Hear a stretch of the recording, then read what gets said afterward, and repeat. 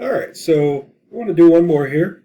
Um, we're going to look at the series 1 over 1 plus x squared. We're going to find a series for that expression. And again, talk about when it converges. So remember, our key series is our geometric series, which we know converges as long as x is between minus 1 and 1. So to get this to be 1 plus x squared, we realize that 1 plus x squared is 1 over 1 minus a negative x squared. Okay, so the thing we need to replace the x with now is a negative x squared. So going into our series here, sum as k goes from 0 to infinity of minus x squared raised now to the minus x squared raised now to the k power. And so, of course, we can simplify that, right, by distributing the k, and we'll get the series k equals 0 to infinity of minus 1 to the k, x down to the 2k. And so what's that look like?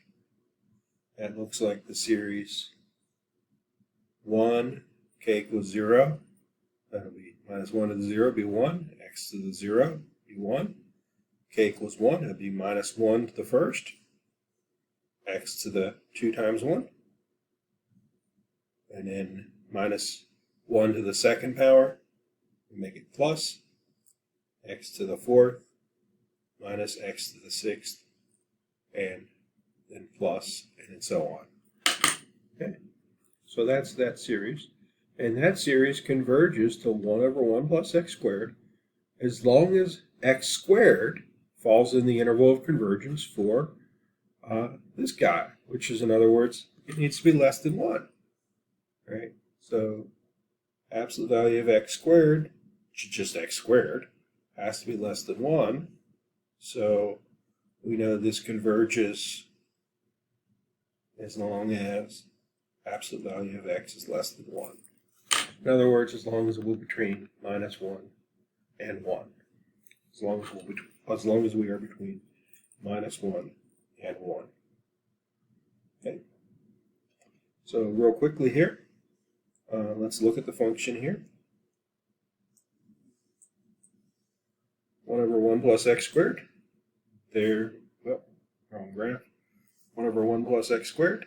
All right, that's a little less, there we go, a little more interesting function than what we had earlier. And so for that, I need a minus x squared to the n. So minus x squared to the n will be my blue function. And let's just lay it over that. And you can see that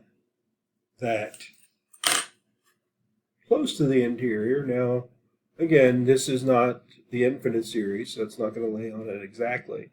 But it's darn close. We can start zooming in here and seeing, how close does it fall. Let me get back out here. Right, when does it start seeing up? There's a gap finally. Right, there is a gap. Of course, there's a gap because, we're only going to 100. We would need to go all the way out to infinity, which I can't. I'll go to 1,000 here and give it a moment. The graph will, adjust a little bit. But there we can see at least that it does seem to agree with our idea that it is going to converge. So, at least for those values, okay, that are within inside the interval. Okay. All right.